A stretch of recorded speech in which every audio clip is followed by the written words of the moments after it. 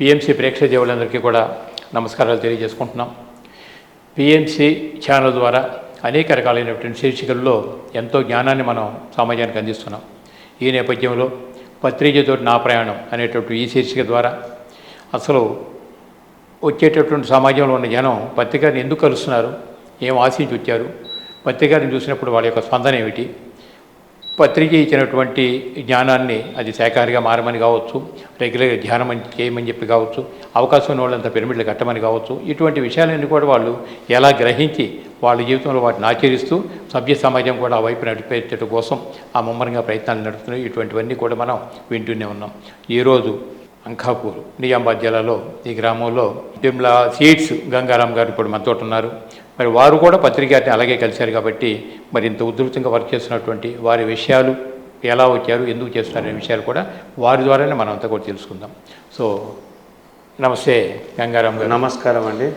చెప్పండి సార్, పత్రికని అసలు మీరు ఎందుకు కలిశారు, మీ ఉద్దేశం ఏమిటి? మీరు వ్యాపారంలో మంచి నిష్ణాతులు కదా.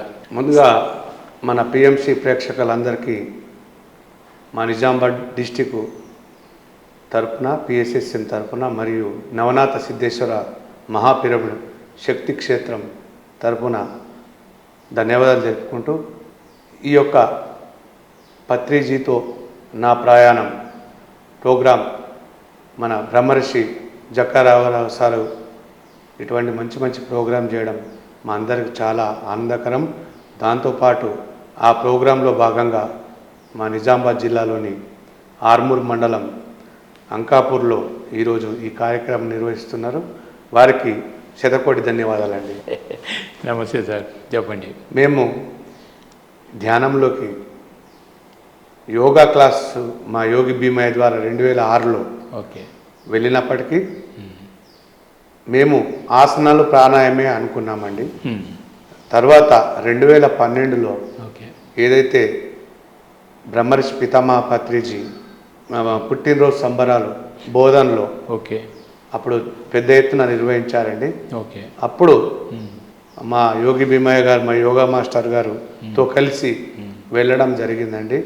అప్పుడు సార్తోని పరిచయం అయింది, ఒక పరిచయం అయింది. 3 రోజుల ప్రోగ్రాంలో నేను అక్కడ ఉండడం జరిగింది. ఫస్ట్ రోజు సెకండ్ రోజు నాకు ఏమి అనిపించలేదు. ఇదేందో ఫ్లూట్ వాయిస్తున్నారు, ఏమియో ధ్యానం ఆసనాలు అంటే అన్ని తీర్ల ఆసనాలు వేసినాము, శీర్షాసనము అన్ని ఆసనాలు వచ్చండి. కానీ ధ్యానము కుదరట్లేదు, మనసు చంచలము అవడము, ఈ ధ్యానము కుదురతలేదు. ఇది అందరు అనుభవాలు చెప్తున్నారండి. అప్పటికి రాజలక్ష్మి మేడం కానీ రాఘవరావు సార్ కానీ ఆ సెకండ్ డే రోజు వాళ్ళు ఇదే అనుభవాల గురించి ఒక 1 అవర్ వాళ్ళు కేటాయిస్తే చెప్తున్నారు. కానీ వీళ్ళు వట్టిన చెప్తున్నారని నేను అనుకున్నానండి. అయితే 3వ రోజు ఏదైతే పాతకాల ధ్యానంలో నాకు చాలా చక్కగా ధ్యానం కుదిరి ఆ ధ్యానం మీద పట్టు రావడం జరిగింది. కానీ సార్తోని మట్టుకు మేమేం పరిచయం లేదు. కానీ ఒక మాస్టర్ గారు అప్పుడు 2012లో మాత్రం వెళ్ళడం జరిగింది. 2012 తర్వాత ధ్యానమాచక్రం నంబర్ 1 కడతాల్లో నిర్వహిస్తున్నారని చెప్పేసి అప్పుడు నవంబర్లో ఉంటుంది కదా సార్, అక్టోబర్ ఈ బర్త్డే తర్వాత డిసెంబర్లో అక్కడికి వెళ్ళినాము. అప్పుడు సార్కు చేతుల చేతి తీసుకోవడం జరిగింది. ఆ చేతుల చేతి తీసుకున్నప్పుడే ఆ యొక్క ఆ స్పర్శతోనే మాకు చాలా మంచిగా అనిపించిందండి. అది తర్వాత ఎప్పుడైతే ఇక్కడ నిజామాబాద్ జిల్లాలో ఒక ప్రోగ్రాం కండక్ట్ చేశాం, ఇది మన ఆర్యవైశ్య సంఘంలో సంఘ భవనంలో. అప్పుడు ఒక ప్రోగ్రాం కండక్ట్ చేసి సార్ వచ్చింది. ఒక 200 మందితోని మేము ధ్యాన ప్రచారంలో భాగంగా మాకు ఒక 2 గంటలు టైం ఇచ్చిండు. నిర్మల్ ఆదిలాబాద్ పోతూ ఒక 2 అవర్స్ మాకు టైం ఇస్తే మా ఇంటికి వచ్చారు. మా తోటి యోగి భీమయ్య గారు మరియు మన పత్రిజీ జన్మస్థల్ అధ్యక్షులైనటువంటి నల్ల గంగారెడ్డి గారు వాళ్ళందరం కలిసి మా ఇంటికి సార్ వచ్చారు. సార్ వచ్చి కాఫీ తాగారు, లంచ్ చేయలేదు కానీ కాఫీ తాగారు. సో అప్పుడు మా ఇంటికి వచ్చినప్పుడు మాకు చాలా ఆనందంగా అనిపించింది. ఆయన సార్ చెప్పిన ప్రవచనాలతోని నిజంగా కూడా అప్పుడు మామూలుగా ఈ ఫోన్ లేకుంటే మాకు ల్యాప్టాప్లో యూఎస్బీలో వేసిస్తుంది. ఇది ధ్యాన విద్య 1, ధ్యాన విద్య 2 ఆనాపాన సతి, ఓకే. ప్లస్ దాంతోపాటు ఆనందో బ్రహ్మ, ఓకే. ఇవన్నీ చాలా ఎపిసోడ్స్ ఉన్నాయి. క్యాసెట్ రూపకంగా మనకు అందుబాటులో ఉండే అప్పుడు. సో తనతో కలిసేడు కాడి కంటే ముందే ఇవి వినడం ఎక్కువైపోయింది మనకు. ప్రవచనాలు చాలా విన్నాం. అంతే ఒక 30, 38, 40 ప్రవచనాలు ఉన్నాయి. భగవద్గీత మీద కూడా ప్రవచనం ఉన్నది. అవన్నీ అప్పుడు వాళ్ళు ఇప్పుడంటే ఆన్లైన్లో యూట్యూబ్లో అన్నీ ఉన్నాయి, కానీ అప్పుడు వాళ్ళు యూఎస్బీలు వేసి ఇస్తే మేము మా సిస్టంలో పెట్టుకొని ఇంత ఉంటుంటుంది. సో అట్లా నేను ప్రభావితం అయినాను. చాలా శాకాహారం గురించి కానీ, ధ్యాన జగతి గురించి కానీ, ఇలా పిరమిడ్ జగతి గురించి కానీ అన్ని విధాలు నిజంగా కూడా ఒక తల్లి తండ్రి తర్వాత గురువే అనేది ఏదైతే ఉందో, మా నంబర్ 1 గురువు మా బొడ్డు భీమయ్య సార్ అయితే నేను నమ్మిన దాంట్లో నంబర్ 2 గురువు మన బ్రహ్మర్షి పితామహ పత్రిజీ గారు. సో వాళ్ళిద్దరి ప్రభావితం వల్ల నేను నిజంగా కూడా 2012 తర్వాత కూడా వ్యాపారంలో ఆ ప్రవచనాలు అవన్నీ విన్న తర్వాత ఒక 2 సంవత్సరాల తర్వాత చాలా మంచి మనస్తత్వము, మంచిగా ఉండాలా, ఇది ఎట్లా ఉండాలా, మానవుడు ఎట్లా జీవించాలా, ఏం తినాలా, ఏం తినకూడదు, ఏం మాట్లాడాలా, ఏం మాట్లాడకూడదు, ఇవన్నీ చాలా స్పష్టంగా చాలా అంటే అంతకుముందు నాకు పెద్దగా స్పిరిచువల్గా నాకు పెద్ద టచ్ లేదు. సరే అయ్యప్ప మాల వేసుకున్నాను, ఒక 4-5 సార్లు వేసుకున్నా, కానీ తీయగానే మళ్ళీ యథావిధిగా అయిపోతుండే. పెద్దగా దాని మీదేం ఎఫెక్ట్ కాకపోతే 41 రోజు మాల వేసుకున్నాము, మాల తీయగానే మళ్ళీ జనాస ఏది ఉంటుందో అది. కానీ ఇదేదైతే పిఎస్ఎస్ఎం మూమెంట్స్కు వచ్చిన తర్వాత నిజంగా కూడా సార్తో నేను 8 సార్లు జర్నీ చేసిన, 8 టైమ్స్ చేసిన. బోధనకు తీసుకెళ్ళిన, నిజామాబాద్ టు బోధన్ ఆర్మూర్ క్లాస్ అయిపోయినా బోధన్ తీసుకెళ్ళిన. దాంతోపాటు మళ్ళీ ఆర్మూర్ అయిపోతే ఒకసారి డిస్ప్లే తీసుకువెళ్ళినా, డిస్ప్లే నుంచి మళ్ళీ నిజామాబాద్ పోయినాము. అట్లా అన్ని జాగాలు తిరిగినాము. ఒకసారి నిర్మల్ కూడా తీసుకెళ్ళినా. అట్లా ఇక్కడ నుంచే అక్కడ హైదరాబాద్. అయితే నేను ఒకటి మిరాకిల్ నాకేమనిపించిందంటే, అంతకుముందు మనిషి చనిపోతే ఏంది, నేను ఒక 0 స్టేజ్ నుంచి వచ్చిన. మా కుటుంబ పరిస్థితులు, మా నాన్నగారు ఆయన పెద్దగా ఉన్నోడు కాదు, కొద్దిగా తెలకు ఉన్న 2-3 ఎకరాలు కూడా అమ్మేస్తే ఏం లేకుండే, అంటే గరీబ్ రెడ్డి అన్నట్లు, ఏం లేకున్నా రెడ్డి. ఆ రెడ్డి తర్వాత మాకు పిల్లని ఇవ్వాలన్నా కూడా ఎవరు ఇది చేయకపోతుండే. సో ఆ బాధల నుంచి మంచిగా అయిన అనేది సంతృప్తి కూడా లేకుండా మానసికంగా అట్లా అయినాం. అట్లా అయిపోయినా అరే ఒక్కోసారి అనిపిస్తుండే 2011, 12 ఈ ధ్యానంలో రాకముందు ఇంత ఆసనాలు చేస్తున్నా, ఇంత శిరసాసనం చేస్తున్నా, ఇంత డోలాసనం చేస్తున్నా, అంటే గంట ఆసనాలు గంట ప్రాణాయామం చేస్తున్నా, అయినా కానీ మనసు ఎందుకు ఇట్లా నిలబడతలేదు, ఎందుకు ఇట్లా ఏకాగ్రత వస్తలేదు అనే దాని మీద చూసి 2012 ఇళ్ళకి వచ్చిన కాడ ఒక 2 సంవత్సరాలు నాకు కూడా పెద్దగా ఏమనిపించలే. సరే ఆ రోజు 2012 బర్త్డే సంబరాలు అప్పుడు పోయినాము. ఒక 1 to 3 డేస్లో మంచిగా ఒక్క రోజు బాగా అనిపించింది. తర్వాత కూడా ఇప్పుడు మనం ఇన్ని రోజుల నుంచి ఈ కలియుగంలో ఉన్నాం కనుక ఈ స్పిరిచువల్గా రావాలంటే నేను భక్తిని ఎక్కువ నమ్మకపోతుంటే, భక్తి అంటే స్పిరిచువల్గా నమ్మకపోతుంటే. సో ఇది వచ్చిన కాడ ఇళ్ళ కూడా ఇళ్ళ ఏమున్నదో ఏం లేదో నేను మామూలుగా నమ్మా. ఎందుకంటే 0 గోపురాలు పూజ ఓకే అందరు చేస్తురు అని నమ్ముతాము, కానీ ఇక డీప్గా ఏం లేదు, పెద్ద ఫోకస్ లేదు. కానీ పిఎంసి మూమెంట్లకు పిఎస్ఎస్ఎంలకు వచ్చిన తర్వాత చాలా మనసు శాంతిమయం అవ్వడం, దాంతో ఒక లైఫ్ మీద ఒక పట్టు రావడం నిజంగా కూడా అది వర్ణనార్థం. అది అనుభవంలో తెలుస్తుంది. ఇప్పుడు వాళ్ళ అనుభవం అలా తెలుస్తుంది. నా అనుభవంలో నాకు మంచిగా అనిపించింది కనుకనే నేను ఇవాళ ఈ మూమెంట్లో నవనాథ సిద్ధేశ్వర పిరమిడ్ కన్స్ట్రక్షన్ చేయడంలో భాగంగా నా అంతుగా సుమారుగా 30 లక్షల రూపాయలు నా సొంత నిధులు ఇవ్వడం జరిగింది. అంటే దాంట్లో మన చేతి ఉండాల. పిరమిడ్ ఏదైతే జగత్ అన్నాడో సారు, అందులో మనందరం కలిసి ఏ పిరమిడ్కైనా సరే నువ్వు 100 రూపాయలు ఇచ్చినా సరే, 1000 రూపాయలు ఇచ్చినా సరే, అన్ని ధ్యాన మందిరాలలో, పిరమిడ్ ధ్యాన మందిరాలలో మన వంతు సాయం ఉండాలని కడతాల్లో కూడా పోయినప్పుడల్లా కూడా మనంత సాయం చేసే వస్తుంటే వాటి రాకపోతే. ఎందుకంటే సరే ఆర్థికంగా లేకుంటే వేరే, సారేమన్నాడు తన్ మన్ ధన్, 3 విధాల నీకు ఏది ఉంటే అది చేయమన్నాడు. అది చేస్తూ మనంతకు సాయం చేస్తూ వచ్చినాం.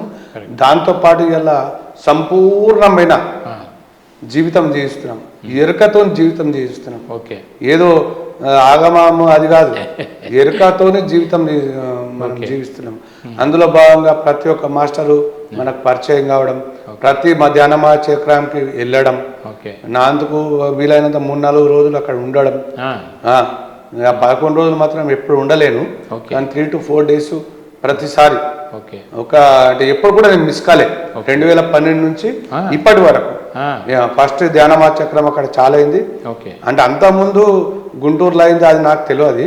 ఎప్పుడైతే 2012 కడతాల్లో స్టార్ట్ అయిందో అప్పటి నుంచి ఇప్పటి వరకు 3 నుంచి 4 రోజులు కంపల్సరీ అక్కడ స్ప్రెడ్ చేస్తాను.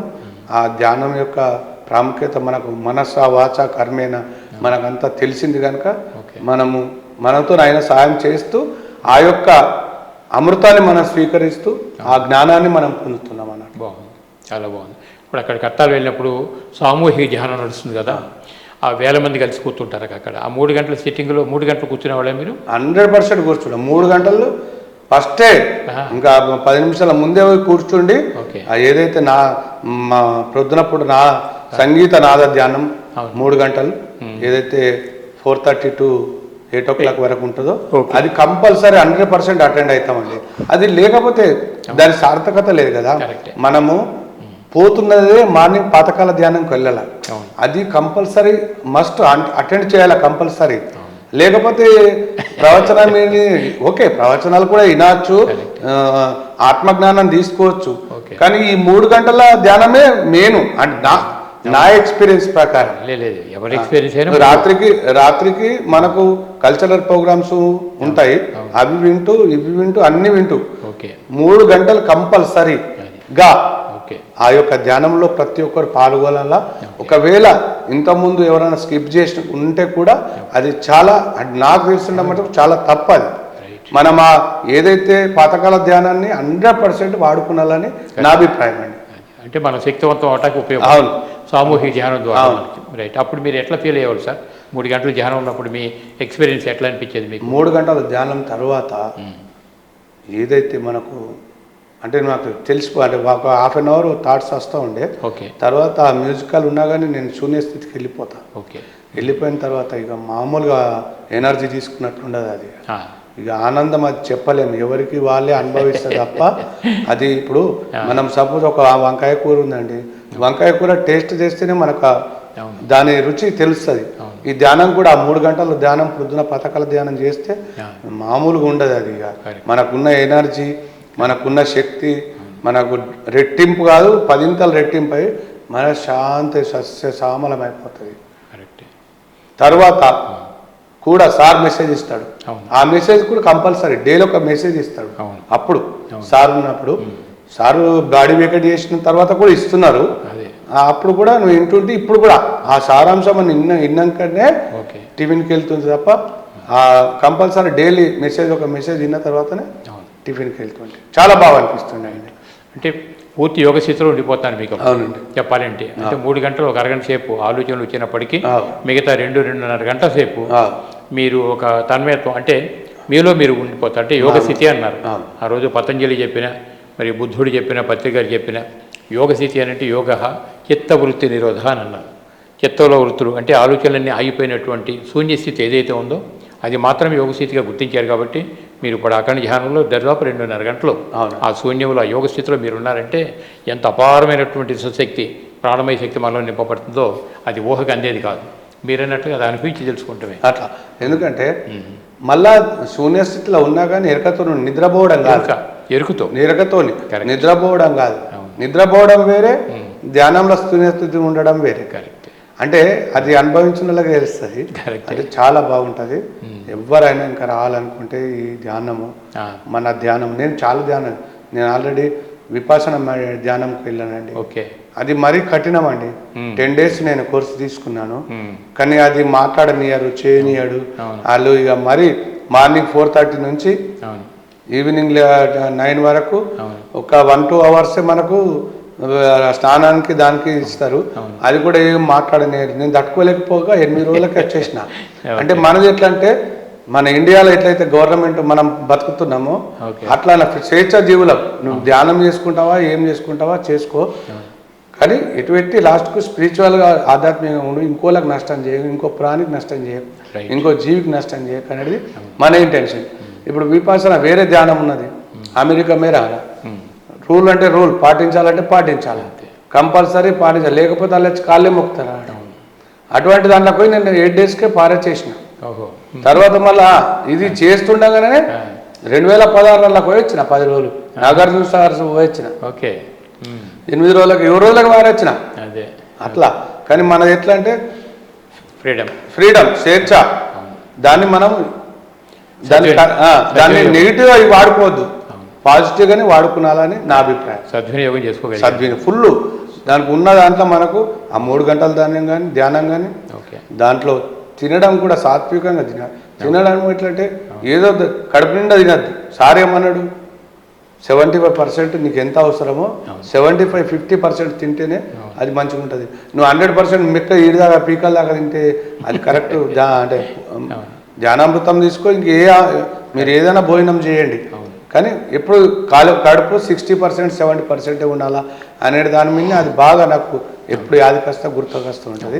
అని అలాగే చేయాలి. దాంతోపాటు ప్రవచనాలు, యోగుల సందేశాలు, దాంతోపాటు సాయంత్రం సాంస్కృతిక కార్యక్రమాలు అన్నిటినీ 100% వాడుకోవచ్చు. మొత్తం ఉదయం 5 వెళ్ళి కూర్చుంటే రాత్రి వరకు జరిగే ప్రోగ్రామ్స్ అన్ని వాడుకుంటాం. మంచి అవగాహన. సమయాన్ని సద్వినియోగం చేసుకోవటం అంటే అంతకంటే ఎక్కువ. ఎందుకంటే ఎన్నో వ్యాపార వ్యవహారాల్లో ఉంటారు, ఉద్యోగస్తులు సెలవు పెట్టి వెళ్తారు, అక్కడ వెళ్ళిందే యజ్ఞం కోసం. బట్ యజ్ఞంలో మనం అంత శక్తివంతంగా మారాలి, జ్ఞానవంతంగా కూడా ఎదగాలి కదా. బాగుంది, చాలా సంతోషం సార్, చాలా బాగుంది. అక్కడ అప్పటి నుంచి మీ కార్యక్రమాలు ఏమిటి? ఇప్పుడు పత్రికతో మరి అంత జ్ఞానం ఇస్తున్నారు కదా, ఇవన్నీ మీరు స్వీకరించగలుగుతున్నారు. ఇప్పుడు తీసుకునేది ఏమైనా 10 మంది పంచటమా, ఎట్లా ఏం చేస్తున్నారు మీరు ఇప్పుడు? మేమిప్పుడు నీ నవనాథ సిద్ధేశ్వర మహాపిరమిడ్ తరఫు నుంచి కూడా చాలా సహకార ర్యాలీలు, హ్యాపీ సండేస్ లాస్ట్ 2.5 సంవత్సరాల నుంచి ప్రతి ఊళ్ళో ఈ ఆర్మూర్ డివిజన్ అంటే 2 కాన్స్టిట్యున్సీలు ఉన్నాయండి. ఆర్మూర్ కాన్స్టిట్యున్సీ ఒకటి, బాల్కొండ కాన్స్టిట్యున్సీ ఒకటి. 2 కాన్స్టిట్యున్సీలో సుమారు 120 గ్రామాలు ఉన్నాయి. 120 గ్రామాలలో అంటే మామూలుగా 50-60 గ్రామాలలో కూడా శాకాహార ర్యాలీలు చేసినాం. ప్రతి ఒక్క ఊళ్ళో హ్యాపీ సండే, ఆనంద్ ఆదివారం అని ప్రోగ్రాం పెట్టేసి ఒక 250 నుంచి 300 మంది ధ్యానులు మన మాస్టర్స్ ధ్యానం చేసిన సామూహిక ధ్యానం. దాంతోపాటు యోగుల ఆత్మజ్ఞాన శిక్షణ తరగతులు ఇవన్నీ నిర్వహించడం. మనకు ఏదైతే జ్ఞానాన్ని అందుకున్నామో ఆ జ్ఞానాన్ని ఒక 10 మందికి మనం తెలియచేస్తే మన జన్మ సార్థకత అయితే అనేది నా ప్రధాన నమ్మకం. దాన్ని నేను నిర్వహిస్తున్నా 100%. ఇంకా ముందు కూడా నాతో మట్టుకు 100%. ఇప్పుడు మ్యాగజైన్స్ అన్నీ వస్తున్నాయి కదా మనకి. ఇప్పుడు మాన్యువల్గా ఉన్నంత వరకు మనకి పాంప్లెట్ తర్వాత మ్యాగజైన్స్ వచ్చాయి, జాయిన్ చేయక మ్యాగజైన్స్. అవి కూడా ఎట్లా ఏమైనా బల్క్ తెప్పించి మీరు డిస్ట్రిబ్యూట్ చేయటం కానీ అట్లా మ్యాగజైన్స్ అయితే నేను అక్కడ ఫస్ట్ ఒక 3-4 ఇయర్స్ తెప్పించుకున్నానండి. ఇప్పుడు ఈ పిఎంసి మన పిఎంసి వచ్చిన తర్వాత నేను బంద్ చేశానండి. అంటే మళ్ళీ తెప్పించుకొని ట్రై చేస్తాను, కానీ పిఎంసి వచ్చిన తర్వాత ఇంటికి వెళ్ళగానే పిఎంసి పెట్టుకొని చూస్తున్నాను. పిఎంసి ఎందుకంటే మాన్యువల్గా అంటే బుక్ రీడింగ్ కావాలంటే స్వాధ్యాయం చెప్తారు. సారీ ఏంటంటే మనకు 3 చెప్పారు కదా. ఒకటేమో సాధన చేసుకున్న వాడికి చేసుకున్నంత మహాదేవ శక్తివంతంగా ఎదగటానికి, రెండోది స్వాధ్యాయం అని చెప్పి అన్నారు. స్వాధ్యాయంలో మహానుభావులు రాసినటువంటి బుక్స్ ఎన్నో ఉన్నాయి కాబట్టి చదవటం ద్వారా అసలు జ్ఞానం అంటే ఏమిటి అంటే ఒక వ్యక్తి జీవితకాలం మొత్తం పొందినటువంటి జ్ఞానం అంతా సమీకరించి ఒక పుస్తక రూపంలో మనకిస్తారు. ఆ బుక్ మనం చదవటం ద్వారా వ్యక్తి జీవితం మొత్తం మనకు అర్థమైపోతుంది. అంటే మన జీవితం కూడా ఎలా సద్వినియోగం చేసి తెలుస్తుంది. అందుకని రెండో స్వాధ్యాయానికి పెద్దపీట వేశారు. అలా చదవగలిగినప్పుడే మనం అంత జ్ఞానాన్ని మనం థియరిటికల్గా తెలుసుకున్నాం, అంటే సమాచారం మొత్తం సేకరించాం. ఇక తర్వాత ఆత్మపరిశీలన చేసుకున్నప్పుడు మనం తీసుకున్న జ్ఞానాన్ని ఎంతవరకు జీవితంలో మనం ఆచరణలో పెట్టామని మనకు అర్థమవుతుంటాయి. తర్వాత సాంగత్యం 3 చెప్తారు ఇప్పుడు. అందువలన ఇప్పుడు ఈ మ్యాగజైన్స్ అనేటటువంటిది ఏంటంటే ఇప్పుడు ఎక్కడ ఒక వాక్యం మనకు అర్థం కాదు, తిరిగి 2 సార్లు చదువుతాం, లేదంటే 3 సార్లు చదువుతాం. అలా చదవటం ద్వారా అది సబ్జెక్ట్ మనలో డైజెస్ట్ అయిపోతుంది. అందువల్ల మన మ్యాగజైన్స్ కూడా కావాలి, తప్పదు. పత్రిక ఆశయం ఏంటంటే ప్రతి తెలుగువాడి ఇంట్లో ఒక ధ్యాన జగత్ మ్యాగజైన్ ఉండాలి అనేది ఆయన కోరిక. కాబట్టి ఆయన కోరిక అంటే ఆయన దగ్గర నుంచి ఇంత మనం విద్య నేర్చుకున్నాం కాబట్టి కృతజ్ఞతా భావం కింద ఆయన ఆశయాలు ఎలా అయితే ఉన్నాయో ప్రతి తెలుగు వాడి ఇంట్లో ఒక మ్యాగజైన్ ఉంటుంది. వాడు కాకపోతే రేపు చదువుతాడు, వాడు కాకపోతే వాడి పెళ్ళాం బిడ్డలు వాళ్ళు వీళ్ళు ఏదో టైంలో ఆ చదవటం ద్వారా ఒక ఇన్స్పైర్ అవుతారు వాళ్ళు. అందువలన ప్రతి తెలుగు వాడి ఇంట్లో ఒక మ్యాగజైన్ కావాలని కోరుకున్నాం. కాబట్టి వీలున్నంత వరకు మనం అవి కూడా బల్క్గా కొన్ని చెప్పించుకుని ఇంపార్టెంట్ అయిన వ్యక్తులు మిత్రబృందంలో అందరూ పంచడం, బంధువులు పంచడం ఏదో చేసుకోవచ్చు ఒకటి. ఇంక రెండోది, ఇప్పుడు మీరు అన్నట్టుగా ఖాళీగా ఉన్న సమయంలో పిఎంసి చూస్తాం. పత్రిజీ కూడా ఏమిటంటే ఆయన టార్గెటే శాఖాహార జగత్తు, అంటే ప్రపంచం మొత్తం చైతన్యవంతం కావాలని కోరుకున్నారు. కానీ మన రాష్ట్రం ఒకటో దేశం ఒకటో అని చెప్పి ఆయన కోరాలి. అది ఆయన విశాల దృక్పథం మనకు అర్థమవుతుంది. ఈ పరిస్థితుల్లో మరి ప్రపంచం అంతా మనం పోయి తిరగలేము. అలా ప్రపంచం మొత్తం వెళ్ళగలిగింది ఒక ఛానల్ ఒకటే మనకి. అందువల్ల మరి పిఎంసి ఛానల్ నాకు చిన్న యూట్యూబ్ ఛానల్ కావాలని ఆయన కోరుకుంటాం. మరి గడిచిన 6-7 సంవత్సరాల్లో అది ఒక యూట్యూబ్ ఛానల్గా వచ్చినటువంటి పిఎంసి వాళ్ళ శాటిలైట్ ఛానల్ అయిపోయి దాదాపు ఎన్నో దేశాల్లో మరి లక్షల నుంచి మొదలుపెట్టి కొన్ని కోట్లాది మందిని మోటివేట్ చేయగలుగుతుంది తప్పైన విషయం కాదు.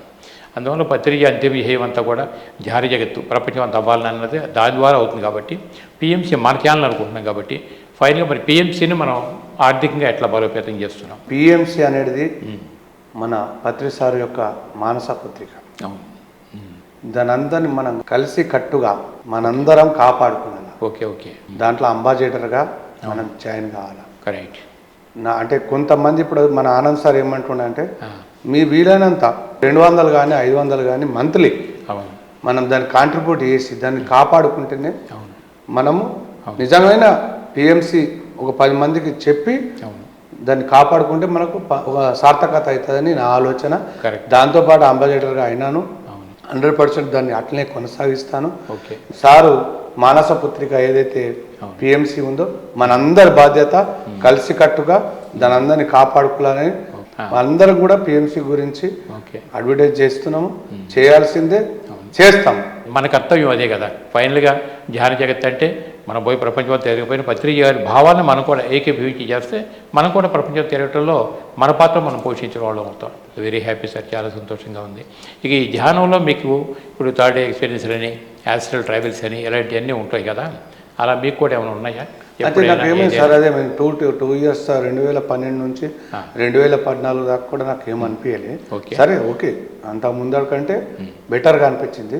కానీ 2014లో ఏదైతే నేను ఒకనొక రోజు హైదరాబాద్లో మా ఇంట్లో అక్కడ మా అపార్ట్మెంట్ ఉండే అప్పుడు ఆ ఇంట్లో నేను నైటు ఆ రోజు కొద్దిగా ఎక్కువ 3 అవర్స్ ధ్యానం చేసి పండుకున్నాను. సో పండుకున్నదంటే నేను పండుకున్నది కూడా తెలియదు నాకు. పండుకున్నా 3 గంటలకు తెలియదు నాకు.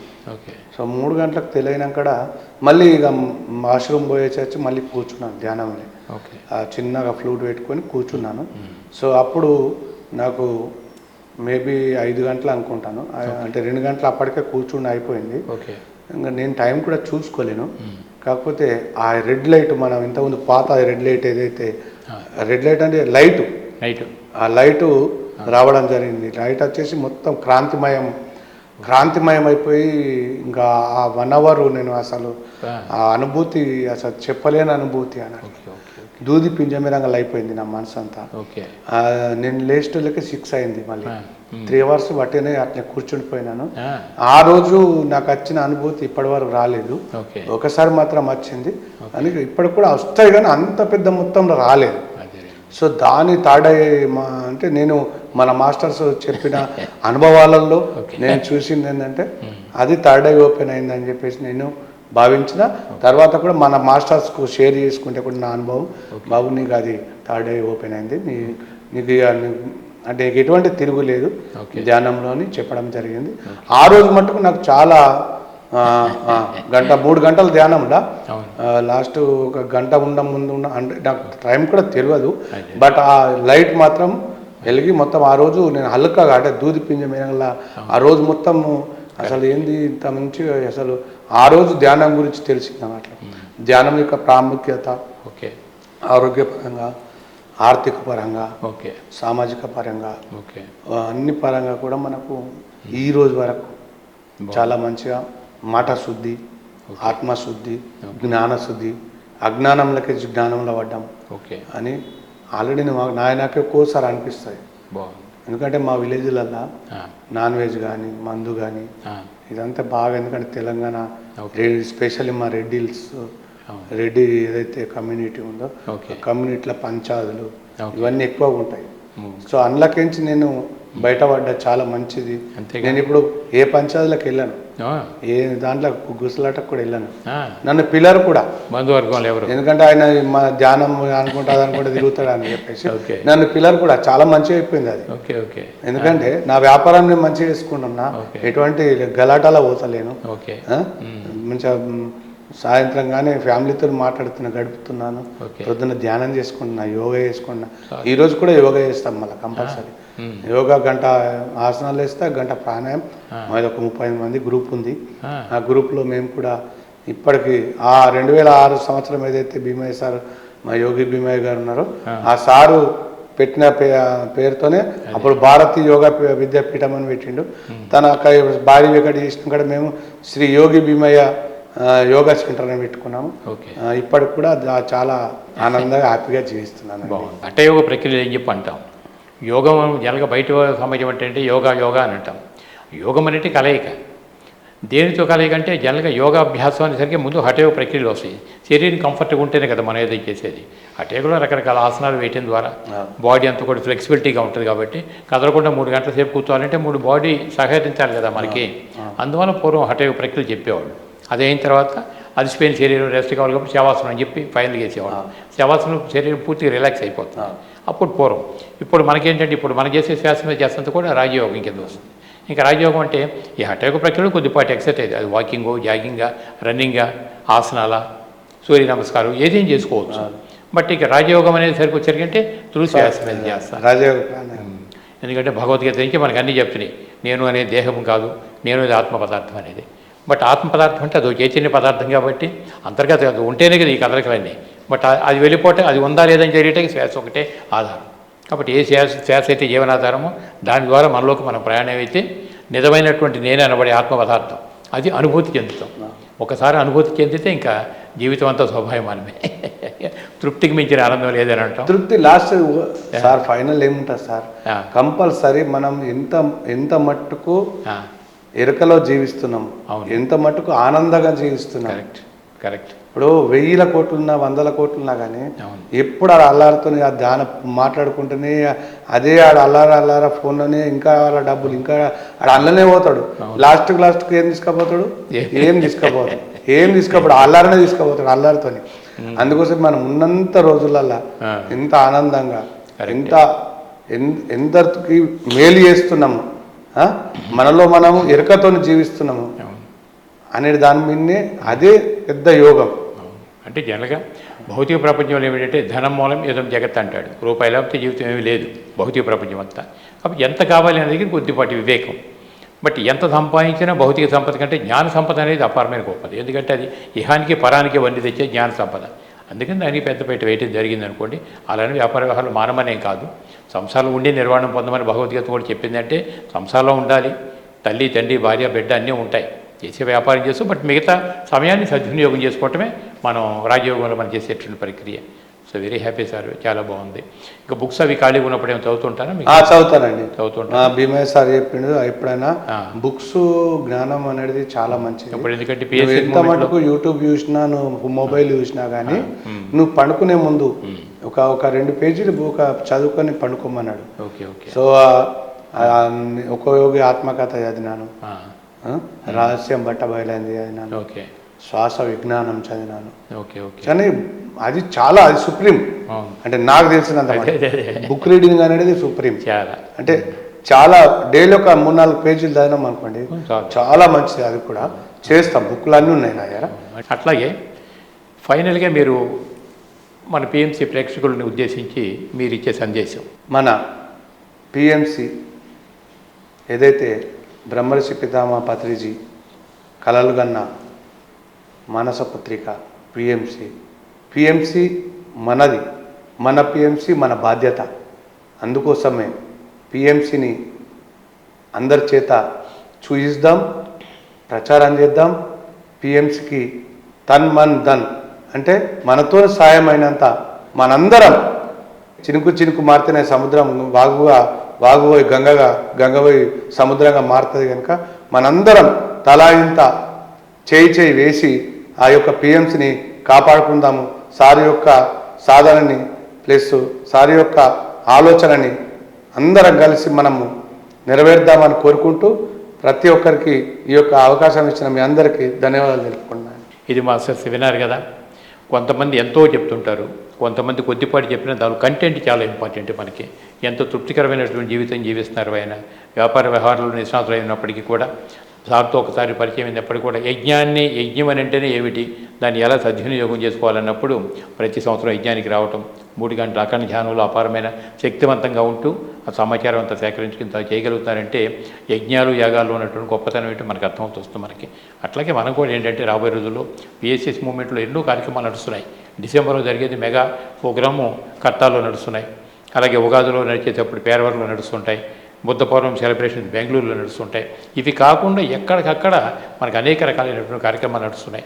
అందువల్ల సామూహిక ధ్యానం అనేటటువంటిది దాని ప్రాముఖ్యత మనకు అర్థమైతే ప్రతి ఒక్కళ్ళు మనం వాటిలో పార్టిసిపేట్ చేస్తూ మనల్ని మనం శక్తివంతం ఎలా చేసుకుంటామో సభ్య సమాజానికి తెలియజేయడం ద్వారా సమాజం అంతా కూడా ఆరోగ్యంగా ఆనందంగా ఉండాలని కోరుకుంటూ ఇంత జ్ఞానాన్ని మనం పంచినటువంటి గంగారాం గారికి మరొకసారి నేను ధన్యవాదాలు తెలియజేస్తూ పిఎంసి ప్రేక్షకులు కూడా మరొకసారి నేను ధన్యవాదాలు తెలియజేసుకున్నాను. So thank you sir, thank you very much.